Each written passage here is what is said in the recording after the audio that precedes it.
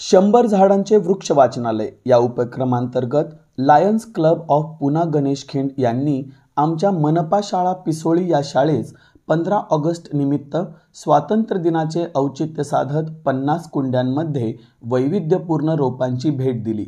या प्रत्येक रोपासोबत एक चार्ट लावला आहे, त्यात वृक्षांचे नाव आणि संपूर्ण माहिती आहे।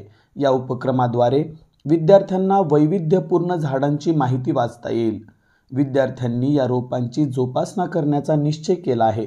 शाळेसाठी पर्यावरणपूरक भेट दिल्याबद्दल lions club of Poona Ganeshkhind यांचे मनापासून आभार। सातत्याने पाठपुरावा करणाऱ्या आमच्या स्वाती पोद्दारताई यांचेही मनापासून आभार।